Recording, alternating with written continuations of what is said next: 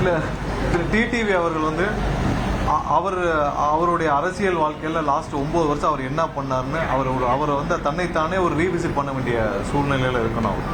அவர் வந்து 9 வருஷமா என்ன பண்ணாரு, நான் வந்து துரோகி பண்ணி பழனிசாமியை வீழ்த்துவேன், நான் வந்து அதிமுகவை ஒன்றிணைப்பேன், அதிமுகவை கைப்பற்றுவேன், ஏதோ சொல்லிட்டு வந்தார். கடைசியில் வந்து என்ன சொன்னார், நான் வந்து பழனிசாமியுடன் சேர்றதுக்கு பதிலாக நான் வந்து அதுக்கு தூக்குள்ளே தொங்கிடலான்னாரு. இப்போ கடைசியிலவே அண்ணன் பழனிசாமியை முதல் வாக்கேன்னு ஒரே ஒரு எம்எல்ஏ தூக்கிட்டு போய் அவர் கவர்னர் மாளிகையில் நின்றுட்டு இருக்காரு. அவரெல்லாம் வந்து இவ்வளவு நாள் 9 வருஷம் அரசியலில் அவர் என்ன செஞ்சாரோ அதை விட மோசமாக அவர் என்ன நடந்துக்கிட்டாரோ, அவர் என்ன செஞ்சுட்டு இருந்தாரோ அதையே அவர் பக்கத்து வீட்டில் இருக்கவங்க கூப்பிட்டு கேட்க சொல்லுங்க. இந்த மாதிரி பக்கத்து வீட்டில் இருக்கவங்ககிட்ட நான் இந்த மாதிரி 9 வருஷமா ஒரு அரசியல் பண்ணிட்டு இருந்தேன், இன்னைக்கு அதை தாண்டி இன்னைக்கு நான் போய் திரு பழனிசாமி அவர்களை முதல்வராக்கணும்னு நான் போராடிட்டு இருக்கேன், இது ஏற்புடையதா இருக்கான்னு கேட்க சொல்லுங்க. 9 வருஷமா அவர் என்ன செஞ்சார் அதையே மாற்றி பேசிட்டு இருக்காரு. அவர் போய் நீங்க இன்னைக்கு பெருசா பேசிட்டு இருக்கீங்க. அவரெல்லாம் வந்து பேசாம அரசியல் விட்டு ஒதுங்கிறது திரு டிடிவி அவர்களுக்கு மிகவும் நல்லது. ஏன்னா அவர் 9 வருஷமா அவரை சுற்றி ஒரு 50,000 பேர் சுத்திட்டு இருந்தாங்க. 50,000 பேர் அவருக்காக அவரோட துணை நின்றாங்க. இன்னைக்கு அந்த 50,000 பேரையும் நடு ரோட்ல விட்டுட்டு அவர் மட்டும் வந்து அவரை தன்னை தானே காப்பாற்றிக் கொள்ள திரு எடப்பாடி அவர்களும் கூட்டணி வச்சிருக்காரு. இப்படி ஒரு அரசியல் செய்வதற்கு அவர் அரசியல் இருந்து ஒதுங்கிடலாம். தயவு செஞ்சு அவரெல்லாம் வந்து எதுவும் பேசாமல் இருப்பது எல்லாருக்கும் நல்லது.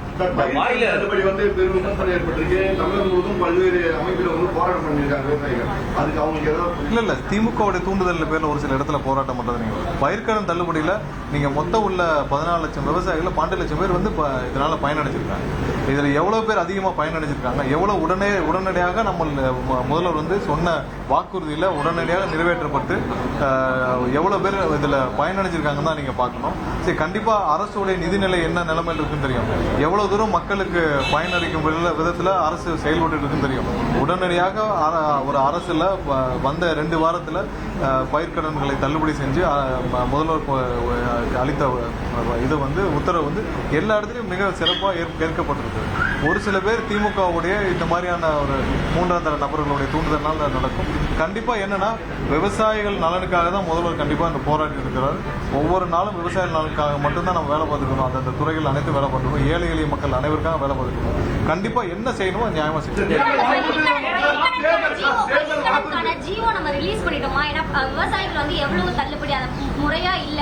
இல்ல அதெல்லாம் தெளிவா சொல்லப்பட்டிருக்கு. 50,000 சிறு குறு விவசாயிகளுக்கு எவ்வளவு தள்ளுபடி, அதுல சிறு விவசாயிகளுக்கு எவ்வளவு, குறு விவசாயிகளுக்கு எவ்வளவு, 2.5 ஏக்கர் கீழே வச்சிருக்கவங்க எவ்வளவுன்னு சொல்லிருக்கு. என்ன 50,000 வரை இருந்தா 50,000 வரை முழு தள்ளுபடி, அதற்கு மேல் கடன் வாங்கியிருந்தவர்களுக்கு எவ்வளவுன்னு சொல்லி அதுக்கான அட்டவணைகள் தெளிவா வெளியிடப்பட்டிருக்கு. சோ இப்பதான் வந்து அந்தந்த அரசு ஆணைகள் இப்ப பயிர்க்கடன்கள் வந்து அங்கங்க கூட்டுறவு சொசைட்டில கொடுத்திருப்பாங்க, அவர்களுக்கு அளிக்கப்படும். ஸோ அங்கங்க போன பிறகு அவர்கள் கூப்பிட்டு யார் யார் லோன் வாங்கியிருக்காங்களோ அவங்கள்ட்ட வந்து கூப்பிட்டு உங்களுக்கு எவ்வளவு தள்ளுபடி ஆயிருக்கு அப்படின்னு சொல்லுவாங்க. சரி, பயிர்க்கடன் தள்ளுபடி வந்து ஒவ்வொரு இந்த சாகுபடிக்கு முன்னாடி கொடுக்கப்படும். அந்த காலகட்டத்துக்குள்ளே அது வந்து அந்த சாகுபடி முடிஞ்சு 11 மாசத்துக்குள்ள 1 வருஷம் 1.5 வருஷத்துக்குள்ள திருப்பாங்க. ஸோ இந்த இதில் அந்தந்த கூட்டுறவு சொசைட்டிகளுக்கு அனுப்பப்படும்.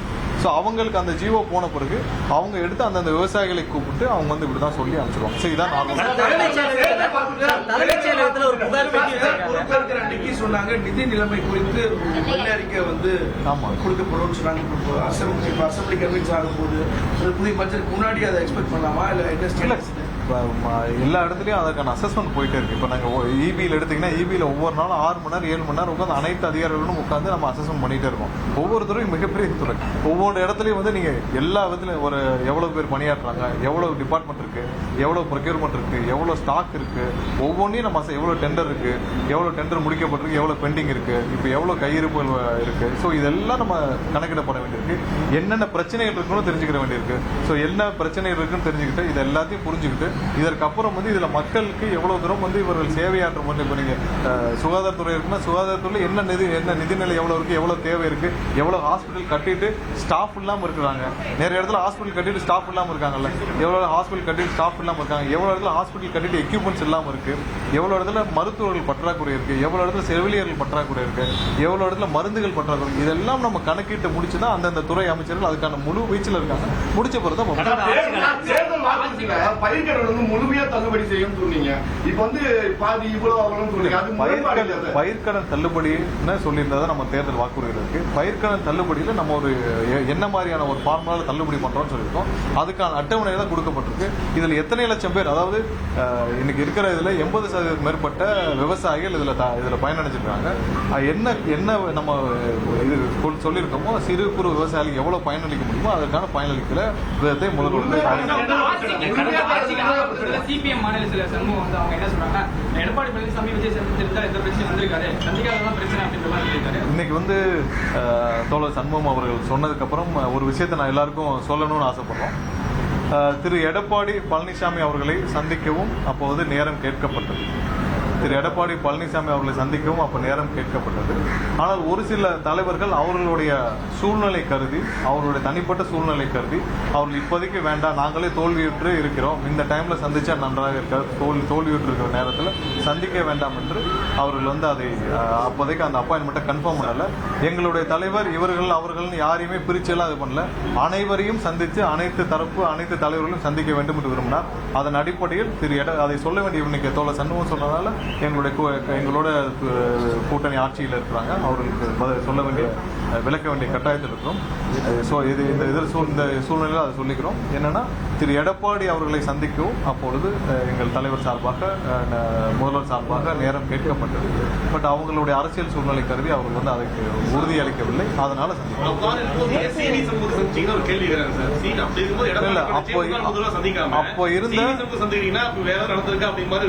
அப்போ இருந்த நிலையில யாரெல்லாம் முக்கிய தலைவர்கள் இருந்தார்களோ அனைவரையும் சந்திக்க நேரம் கேட்கப்பட்டது.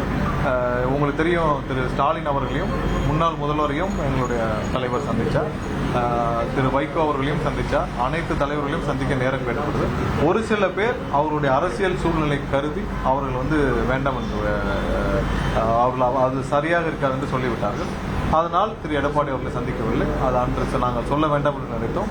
பட் இன்னைக்கு வந்து சொன்னதுனால இதை சொல்ல வேண்டிய கட்டாயம். இந்த கடந்த ஆட்சி காலத்தில் 2ஆம் கட்ட தலைவர்கள், அதாவது முன்னாள் அமைச்சராக இருந்த பொன்முடியெல்லாம் கூட மேடைகளில் பேசும்போது சில கடினமான வார்த்தைகள்லாம் பேசி சிக்குவாங்க. முதலமைச்சர் பேசும்போது வாயில நல்லா வந்துடும் அப்படின்னு சொல்லி நிறுத்தினது, அந்த இடத்துல ஏதோ கடுமையான ஒரு சொல்ல பயன்படுத்த வந்து நிறுத்திட்டாரு அப்படின்னு ஒரு விமர்சனம் இருக்கு. அதை எப்படி முதல்வர் சந்திப்பு மக்கள் சந்திப்பு, தமிழக மக்களை சந்திக்கும் நிகழ்ச்சி. கண்டிப்பாக ஒவ்வொரு காலகட்டத்திலும் மக்களை சந்தித்து அரசு எப்படி செயல்படுவது முதல்வர் சந்திப்பது கண்டிப்பாக இருக்கும்.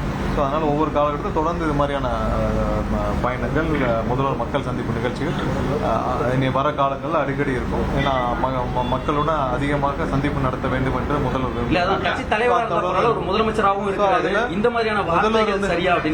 முதல்வர் வந்து எப்பயுமே அவர் வந்து எந்த விதத்திலும் அநாகரிகமாக, எந்த விதத்திலும் ஒரு சின்ன யாருக்கிட்டையுமே ஒரு குழந்தைகிட்ட கூட அவர் வந்து ரொம்ப பொறுப்பாக நடந்துருப்பார். இதெல்லாம் தேவையில்லாத ஒரு எதிர்கட்சிகள் சொல்ற கருத்து. அதெல்லாம் ஒன்றும் இதே இல்லை. என்னைக்கும் அவர் வந்து எந்த இடத்துலையும் யாருக்கிட்டையுமே ஒரு சின்ன ஒரு துளி கூட அவமரியாதையோ இல்லை தேவையில்லாமலோ ஒரு எதையும் செஞ்சதில்லை. எல்லாரும் குழந்தை வரைக்குமே அவர் வந்து ரொம்ப ரெஸ்பான்சிபிளாக அவர்களுக்காக இருக்கணும்னு நினைப்பார். அதனால் அதே மாதிரி தான் அவர் வாழ்ந்துட்டு இருக்கிறாரு. இதெல்லாம் நீங்க அந்த மாதிரி எல்லாம் எந்த நினைப்பிலும் முதல்ல பேசுங்க. தலைமைச் செயலகத்தில் பொதுமக்கள் சந்திக்க முடியல அப்படின்னு ஒரு புகார் வைக்கிறாங்க. பாலியல் குற்றம் அதிகமாக கனிமொழி அவர்கள் குற்றம் சுமத்துறாங்க. அதை எப்படி சார் நீங்க பத்திரிகையாளர் உங்களுக்குலாம் தெரியும், குற்ற சம்பவங்கள் எதனால நடக்குதுன்னு உங்களுக்கு தெரியும். ஒவ்வொரு இடத்துல தனிப்பட்ட குற்றங்கள், தனிப்பட்ட விருப்பங்கள் நடக்கிற குற்றங்கள் இருக்கும்.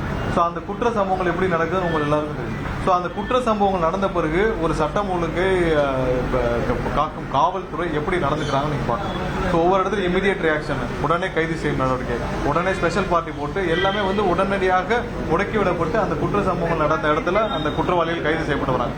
பாலியல் குற்றங்கள் நடக்கும் இடத்துல வந்து பாத்தீங்கன்னா என்னென்ன மாதிரி உடனே ரியாக்ட் பண்ண முடியுமோ ரியாக்ட் பண்றாங்க.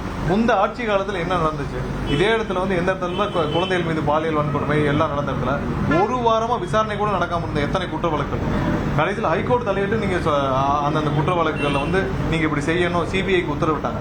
ஸோ அது மாதிரியான டிலே இல்லாமல் உடனடியாக எங்க தனிப்பட்ட காரணங்களால் ஒரு கொலைகள் நடக்குது. அதுக்கப்புறம் அரசு எப்படி ரியாக்ட் பண்ணுன்றதான் நம்ம பார்க்கணும். ஸோ பொதுவான குற்றங்கள், ஏதாவது பொதுவான கலவரங்கள் இந்த மாதிரியான விஷயங்கள்ல அரசு வந்து தவறுகளுக்கான தவறுன்னு சொல்லலாம். தனிப்பட்ட குற்றங்களுக்கு அப்புறம் நடக்கிற ஒவ்வொரு இதையும் எப்படி டீல் பண்ணுறது, போலீஸ் எப்படி டீல் பண்ணுறாங்க, என்ன மாதிரியான வழிகாட்டுதலை பண்ணுறாங்கன்றதான் நீங்கள் பார்க்க கம்பேர் பண்ணி போன ஆட்சிக்கும் இந்த ஆட்சிக்கும்.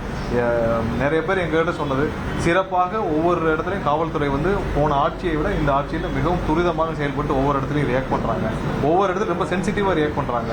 கரெக்டாக வந்து எந்தெந்த இடத்துல என்ன நடக்கணும், எப்போ எஃப்ஐஆர் போடணும், எப்போ அதை வந்து இதை என்கொயரி க்ளோஸ் பண்ணணும், எப்போ சார்ஜ் பண்ணணும், உடனே நடவடிக்கைகள் உடனே துரிதமாக இருக்குது. எங்களுக்கு ரீச்சபிளாகவும் இருக்காங்கன்றதான் இன்னைக்கு மக்களோட சொல்கிற விஷயம். ஒவ்வொருத்தரும் காவல் நிலையத்துக்கு போனால் ரீச்சபிளாக இருக்குது, எல்லாமே சொல்கிறபடி நடக்குது, எங்களுக்கு ரெஸ்பான்ஸ் பண்ணுறாங்க. முந்தைய ஆட்சியை விட இப்போ வந்து காவல் நிலையங்கள் எங்களுக்கு ரெஸ்பான்ஸ் அதிகமாக இருக்குது, எல்லாம் துரிதமாக செயல்பட்டு வருது. நிறைய இடத்துல வந்து முன்னாடி ஒயின் ஷாப் இருக்குது, பார் இருக்குது, எங்கே இல்லீகல் விற்கிறாங்கன்னா நாங்கள் போய் எத்தனை தடவை சொன்னாலும் யாரும் காது கொடுத்து கேட்க மாட்டாங்க. இப்போ ஒரு ஃபோனில் பண்ணாலே அடுத்த 5 நிமிஷம் இல்லீகல் பார்லாம் க்ளோஸ் பண்ணப்படுது. எங்கேயுமே குட்கா விற்கிறாங்களா, நாங்கள் பக்கத்தில் போய் நின்று குட்கா விற்கிறாங்கன்னு சொன்னாலே போதும் உடனே காவல்துறை கைது செய்கிறாங்க, உடனே அந்த கடையை சீல் வைக்கிறாங்க. இல்லீகல் குவாரிஸ், இல்லீகல் வண்டிகள் நீங்கள் முன்னாடி பார்த்துருப்பீங்க, அங்கங்கே கிராம மக்கள் போய் போராடிட்டு இருப்பாங்க. இல்லீகல் குவாரி இருக்கும், லாரிகள் ஓடிட்டு இருக்கோம். நின்று போராட்டம் பண்ணாலும் காவல்துறை அவர்களை அப்புறப்படுத்தி விட்டு போராட்டம் பண்ணவர் மீது வழக்கு தொடுத்து விட்டு அந்த இல்லீகல் குவாரி இயங்கிட்டு தான் இருந்துச்சு. இன்னைக்கு ஏதாவது ஒரு இல்லீகல் குவாரி வந்து இல்லீகல் லாரிகள் ஓடுதான்னு பார்த்தீங்களா? ஸோ எங்கெங்கெல்லாம் சட்டத்திற்கு புறம்பாக, சட்டத்திற்கு எதிராக, சட்டவிரோத செயல்களில் ஈடுபட்ட அனைத்து விஷயங்களும் கண்ட்ரோல் பண்ணிட்டு வரும், இன்க்ளூடிங் போதை மருந்துகள், குட்காக்கள், சட்டவிரோத மது பழக்கங்கள் அனைத்தும் வந்து கண்ட்ரோல் பண்ணுறது, இன்க்ளூடிங் குவாரி விஷயத்தில் உங்களுக்கு எல்லாம் தெரியும். நீங்கள் சென்னையை தாண்டி சுற்றி போதுன்னு எல்லா கிராமத்துலையும் எல்லா சட்டமன்றத்திலும் இல்லீகல் குவாரி இருக்கும். இன்னைக்கு அனைத்தும் கண்ட்ரோல் பண்ணப்பட்டு எல்லாரும் இல்லீகலாக ஒரு வண்டி போச்சுனாலும் எத்தனை வண்டி மேலே கேஸ் போடப்படுது, எல்லாமே கட்டுப்பாட்டுக்குள்ள வந்துருக்கு. மக்கள் சந்தோஷமா இருக்கிறாங்க. தனிப்பட்ட ஒரு சில காரணங்கள் நடக்கும் கொலை சம்பவங்களை வைத்து விட்டு நீங்கள் மொத்த சட்ட ஒழுங்கை நீங்கள் பேசுறதையும், எவ்வளோ தூரம் வந்து இல்லீகல் ஆக்டிவிட்டிஸை தமிழக அரசு, முதல்வர் தலைமையிலான அரசு, காவல்துறை வந்து கண்ட்ரோல் பண்ணியிருக்காங்க. ரெண்டையும் கம்பேர் பண்ணணும். அதுக்கு தான் இதை நான் சொன்னேன். சட்டம் ஒழுங்குன்னு நீங்கள் ஒரு கொலை, தனிப்பட்ட விரோதங்கள்ல இப்போ மதுரையில் ஒரு அண்ணன் தம்பி சண்டை, இல்லை பக்கத்து வீட்டில் சண்டை, இதில் நடந்த கொலையை வச்சு நீங்கள் குற்ற சம்பவம் சொல்றதும், ஒட்டுமொத்தமாக அரசுல தமிழகத்தில் நடக்கும் இல்லீகல் ஆக்டிவிட்டிஸ், குட்கா, இது போதை மருந்துகள், சாராயம், கஞ்சா, பார், இல்லீகல் பாரு, இதெல்லாம் நீங்க குவாரிகள், இதையும் கம்பேர் பண்ணி போன அரசுல போய் பாத்தீங்கன்னா எது சட்டம் ஒழுங்கு சீராக வைக்கப்பட்டது, எங்க சட்டம் ஒழுங்கு சீர்கட்டுன்னு உங்களுக்கு தெரியும். தமிழகத்தை சேர்ந்த உச்சநீதிமன்றத்துக்கு வழக்கறிஞர் போயிருக்காங்க. தனிப்பிரிவு வந்து தலைமைச் செயலகத்தை செயல்பட்டு வந்து பொதுமக்கள் தினசரி வந்து மனு கொடுத்துருக்காங்க. ஆனா இப்போ வந்து அந்த புகார் பெட்டி வந்து வெளியில வைக்கப்பட்டது, வரக்கூடிய பொதுமக்கள் ஏமாந்து செல்லக்கூடிய காட்சி பார்க்கணும். அப்படி இல்லை, வர்றவங்களுக்கு சுலபமாக அதில் வைக்கிறதும், ஒரு சில பேருக்கு வந்து ஊரில் புகார் அளிக்கிறதுக்கு சிரமமா இருக்கும். புகாரை வந்து இப்போ ட்ராப் பாக்ஸ்ல போட்டு இருப்பாங்க, உள்ளேயும் போகலாம், வெளியிலையும் ட்ராப் பாக்ஸ்ல போகலாம். அது ஒன்றும் தமிழகத்தை சேர்ந்த இல்ல, கண்டிப்பா சரி பண்ணியாச்சு. நிறைய இடத்துல ஏன் சரி பண்ணி, என்னென்ன விஷயத்தினால மின்வெட்டு நடக்குதுன்னு சொல்லிட்டு இப்போ கால் சென்டர்லேயே வந்து பார்த்தீங்கன்னா நிறைய மாறுதல்கள் செய்யப்படுது. எங்கெங்கெல்லாம் வந்து லார்ஜ் அவுட்டேஜ், ஏதாவது டெக்னிக்கல் ஃபால்ட்னால லார்ஜ் அவுட்டேஜ் இருக்கிறதுல அந்த அவுட்டேஜ் எதனால் நடக்குதுன்னு சொல்லிட்டு கால் சென்டர் மூலமாக இனிமேல் வந்து ஒரு பப்ளிகேஷன்ஸாக பண்ணுறதுக்கான ஏற்பாடு செய்யப்பட்டிருக்கு. அப்போ தான் வந்து ஒட்டுமொத்த தமிழகத்தில் எவ்வளோ லார்ஜ் அவுட்டேஜ் இருக்குது. லார்ஜ் அவுட்டேஜ்னா ஏதாவது ஒரு டிரான்ஸ்ஃபார்மர் ஃபெயிலியர், இல்லை ஏதாவது ஒரு இடத்துல மின் கம்பங்கள் உடஞ்சிருக்கு, இல்லை காற்றுனால சாஞ்சிருக்கு, ஸோ இதனால ஃபெயிலியர் இருக்குது. இல்லை வேறு இடத்துல நிறைய இடத்துல வந்து இந்த 110 லைன் வந்து ஏதாவது தோன்றப்ப வெட்டிடுறாங்க. ஸோ அதெல்லாம் ரீப்ளேஸ் பண்ணுறதுக்கே கொஞ்சம் டைம் ஆகும், திரும்ப வந்து அதை சரி செய்யறதுக்கு கொஞ்சம் டைம் ஆகும். ஸோ அந்த மாதிரி ஃபால்ட்டுகள்னால என்ன எங்கெங்கே நடக்குதுன்னு சொல்லிட்டு அதை சரி பண்ணுறதுக்காக கால் சென்டர்ஸ்லேயே ஒரு சில மாறுதல்கள் பண்ணப்பட்டிருக்கு. ஸோ தட் மக்களும் அதை ஈஸியாக தெரிஞ்சு கொள்ளுங்க. விரைவில் அதையும் இந்த ட்ரைனிங்லாம் முடிச்சு ஒரு சில நாட்கள் வந்து அதையும் எதனால இந்த மாதிரி அவுட்டேஜ் நடக்குது, எத்தனை அவுட்டேஜ் நடக்குதுன்னு சொல்லி நம்ம பப்ளிகேஷன் பண்றதுக்கு. தமிழகத்தை சார்ந்த வழக்கறிஞர் உச்சநீதிமன்ற நீதிபதியாக இருக்காங்க, சட்டத்துறை அமைச்சரா என்ன சொல்லுவாங்க? இல்ல, நேற்றே வந்து முதல்வர் சார்பாக பாராட்டுகள் தெரிவிக்கப்பட்டது. ரொம்ப சந்தோஷமான விஷயம். ஏன்னா நேரடியாக வழக்கறிஞராக இருந்து இன்னைக்கு வந்து உச்சநீதிமன்றம் நீதிபதியாக ஒரு பெண், தமிழகத்தை சேர்ந்த ஒரு பெண் ஆயிருக்கு. உண்மையிலே தமிழகத்துக்கு பெருமையான விஷயம். நிறைய பேர் அது ஊக்குவிக்கும். நிறைய வழக்கறிஞர்கள், பெண் வழக்கறிஞர்கள் தமிழ்நாட்டில் இருக்காங்க. நிறைய பேர் டெல்லியிலேயும் பணியாற்றுறாங்க. அவங்களெல்லாம் பெரிய அளவில் ஊக்குவிக்கும் இந்த விஷயம். கண்டிப்பா அனைத்திற்கும் முதல்வர் வாழ்த்து தெரிவிக்கிறார். தமிழக மக்கள் சார்பாக, தமிழக அனைத்து பெண்கள் சார்பாகவும் முதல்வர் வந்து தன்னுடைய உதவியாளருடைய வீட்டுக்கு பஞ்சம் போற டைம் இருக்கு, சிங்கப்பூர் திட்டத்தை செயல்படுத்த டைம் இல்லையா, அடுத்த வாரம் இருப்போம், அதுக்குள்ள மக்கள் பாதிக்கப்பட மாட்டாங்களா? முதல்வர் என்ன பண்ணாச்சு? எடப்பாடி பழனிசாமி கேள்வி கேட்டிருக்காரு. எடப்பாடி அவர்கள் வந்து முதல்ல அவருடைய கட்சிக்குள்ள இருக்கிற பிரச்சனையே அவர் வந்து இன்னும் சரி பண்ணி முடியல. மற்றதுல இது கண்டிப்பா பதில் சொல்லணும். ஒன்றும் இல்லை, ஒரு ஃபங்க்ஷனுக்கு ஒரு உதவியாளர் இல்லை கூட இருக்கிற நண்பர்கள் அவருடைய ஃபங்க்ஷனுக்கு போகிறதுக்கு எவ்வளோ நேரம்? 5 நிமிஷம். 10 நிமிஷம், அது பக்கத்தில் இருக்கிற அதே தெருவில் இருக்கிற ஒரு 1 கிலோமீட்டருக்கு இருக்கிற ஃபங்க்ஷனுக்கு போகிறதுக்கும் திட்டங்கள் வந்து எந்த திட்டமும் ஒரு சில திட்டங்களில் மாடிஃபிகேஷன்ஸ் வந்து ஒரு சில சேஞ்சஸ் வந்து அந்த திட்டங்களை மீண்டும் வந்து ஒரு புதுப்பிக்கும் போகிறது அதுக்கான ஒரு பணிகளில் சிறு மாறுதல்கள் நடக்கலாம். அதற்கும் இதற்கும் கம்பேர் பண்ணுறது வந்து ரொம்ப தேவையில்லாத விஷயம். இது வந்து ஒரு ஃபங்க்ஷனுக்கு காலையில் அது 8 மணிக்கு 8:15 மணிக்கோ 8:30 மணிக்கோ முதல்வர் அந்த ஃபங்க்ஷனுக்கு போனோம். அந்த ஃபங்க்ஷனுக்கு போய் 5 நிமிஷம் ஃபங்க்ஷனுக்கு கலந்துட்டு வர்றதுக்கும் அது தனிப்பட்ட ஒரு நண்பர்கள் சொந்தத்தில் இருக்கவங்க சொந்தக்காரர்கள் நண்பர்கள் ஃபங்க்ஷனுக்கு போகிறதையும் கம்பேர் பண்ணுறது வந்து தேவையற்றது. எடப்பாடி பழனிசாமி திரும்பவும் இனி வர்ற காலங்களில் இதே மாதிரி தேவையில்லாமல் பேசிட்டு என்னது அடுத்து வந்து ஸ்டாலினோட சேர்ந்து ஆட்சி அமைக்க முயற்சி இந்த எடப்பாடிக்கு வந்து இதெல்லாம் தேவையற்ற வேலை. என்னன்னு ஸ்பெசிஃபிக்காக சொல்லணும். இந்த திட்டம் எதனால் நாங்கள் வந்து மாறுதல் செய்யப்பட்டது, எதனால் மீண்டும் அந்த திட்டத்தை துவங்கி வைக்க முதல்வர் வந்து என்னென்ன மாறுதல் செஞ்சாலும் பின்னாடி வெளியிடப்படும். அதற்கும் இதற்கும் முடிச்சு போட்டு எடப்பாடி பழனிசாமி அவருடைய இருப்பை காட்டுக்க வேண்டிய அவசியம்லாம் இல்லை. அதிமுகவோட ரீப்ளேஸ்மெண்ட் தான் டிவிக்கேவா? அங்கிருந்து எல்லாத்தையும் கரைச்சி போட்டு வந்து பெரிய அதிமுகவை காலி பண்ணியதே திரு எடப்பாடி தான்.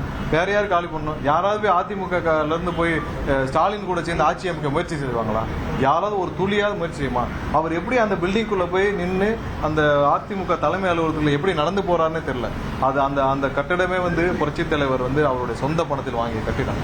அம்மா வந்து அதை கட்டி காப்பாற்றிய கட்டிடம். அந்த கட்டிடத்தில் உட்காந்துக்கிட்டு அவர் எப்படி போய் ஸ்டாலின் கூட சேர்ந்து ஆட்சி அமைக்க முயற்சி செஞ்சாருன்னே தெரியல.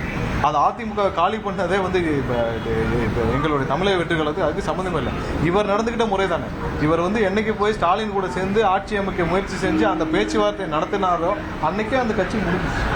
யாராவது ஒரு அதிமுக தொண்டர் நீங்கள் போய் இருக்க சுற்றி யார்கிட்டே கேட்டு பாருங்க, என்னங்க நீங்களும் ஸ்டாலினும் திமுகவும் சேர்ந்து போய் ஓட்டு கேட்பீங்களா? யாருக்காவது புரியுமா? நீங்க போய் எனக்காவது அதிமுகவும் திமுகவும் சேர்ந்து போய் ஓட்டு கேட்க முடியுமா? 2 பேரும் எடப்பாடி பழனிசாமி தவிர்த்து மீது யாரும் வந்தாலும் டிவிக்கு அரவணைக்குமா? எடப்பாடி பழனிசாமி அவர்கள் வந்து நாங்கள் அரவணைக்கிறதுக்கு எதுக்கும் நம்ம இல்லைங்க. யார் நேருக்கு இன்னைக்கு வந்து நிறைய பேர் வந்து ஒன்றிய அளவில் நகர அளவில் பகுதி அளவில் நிறைய பேர் அவங்களோட சொந்த விருப்பம்னால வந்து சேர்றாங்க. அவர்களுக்கு வந்து கண்டிப்பாக துளி அளவும் திமுகவிற்கு போக விருப்பம் இல்லாத அதிமுக நிர்வாகிகள் அனைவரும் இன்னைக்கு ஒவ்வொரு நிமிடமும் வந்து நேரடியாக வந்து சேர்றாங்க. ஸோ அவர்களை நம்ம எப்படி தடுக்க முடியும்? ஸோ அவங்களும் பல வருஷம் 50 வருஷம் 40 வருஷம் 50 வருஷம் அரசியலேருந்து கஷ்டப்பட்டுருக்காங்க. அரசியலேருந்து 40 வருஷம் இருந்தவங்களுக்கு இன்னைக்கு அரசியலை விட்டு போக மனம் இல்லாமல் இன்னைக்கு தமிழக வெற்றிக்கலம் உண்மையாக திமுகவுக்கு எதிராக நிற்கிற ஒரே கட்சி தமிழக வெற்றிக்கலம். அவங்களோட